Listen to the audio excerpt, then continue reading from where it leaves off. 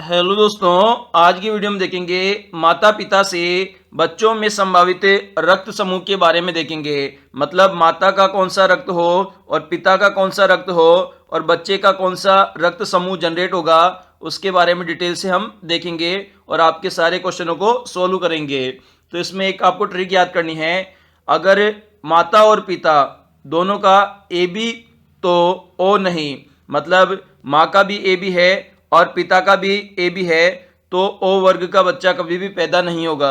अगर माता का ओ है और पिता का भी ओ है तो ए बी वर्ग का बच्चा कभी नहीं पैदा होगा। मतलब ए बी है दोनों का, माता पिता का, तो ओ का पैदा नहीं होगा। अगर माता पिता का ओ है तो ए बी वर्ग का बच्चा पैदा नहीं होगा। तो अब इसे डिटेल से सीख लेते हैं, पूरा स्टेप बाय स्टेप कैसे होता है। अगर माता का रुधिर वर्ग ओ है, पिता का भी रुधिर वर्ग ओ है, तो जो बच्चा पैदा होगा वो भी ओ रुधिर वर्ग का होगा। नेक्स्ट बात करते हैं, अगर माता या पिता का रुधिर वर्ग ओ है और माता या पिता में से किसी एक का रुधिर वर्ग ए है, तो जो बच्चा पैदा होगा वह या तो ओ वर्ग का होगा या ए समूह का होगा। मतलब बच्चा जो पैदा होगा वो ओ ब्लड ग्रुप का भी हो सकता है, ए ब्लड ग्रुप का भी हो सकता है। अब बात करते हैं, माता का रुधिर वर्ग ओ हो और पिता का बी हो, तो बच्चा ओ और बी का पैदा होगा। इसमें माता और पिता आपस में एक्सचेंज हो सकते हैं, मतलब पिता का ओ हो सकता है, माता का बी हो सकता है, तो बच्चा ओ और बी का पैदा हो जाएगा। इसी प्रकार हम देखते हैं, अगर माता या पिता में से एक का ब्लड ग्रुप ओ है और दूसरे का ब्लड ग्रुप ए बी है, तो बच्चा कौन सा पैदा होगा? या तो रुधिर वर्ग ए का पैदा होगा या रुधिर वर्ग बी का पैदा होगा।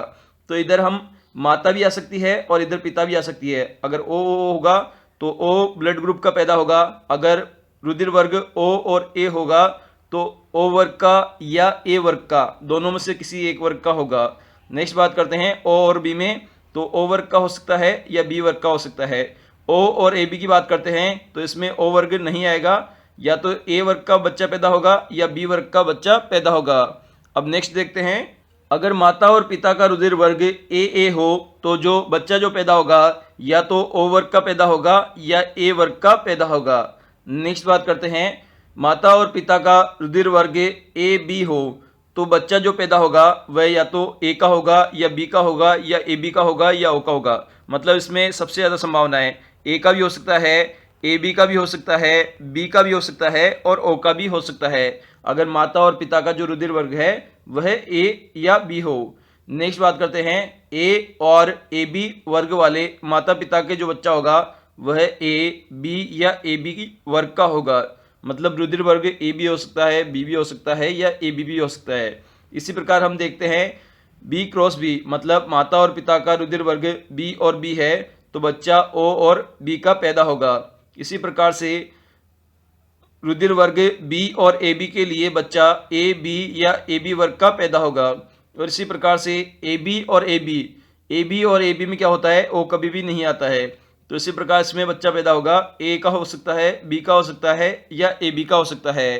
तो इस प्रकार से आज हमने डिटेल से देखा कि माता पिता का कौन सा रुधिर वर्ग हो जिससे कि कौन से रुधिर वर्ग का पैदा होगा, इसे हम जान सकते हैं पहले ही। इसमें आपको बस इतना सा ध्यान रखना है, अगर ए बी होगा तो ओ नहीं होगा। मतलब माता या पिता दोनों में से किसी एक का रुधिर वर्ग ए बी होगा तो ओ कभी भी नहीं आएगा।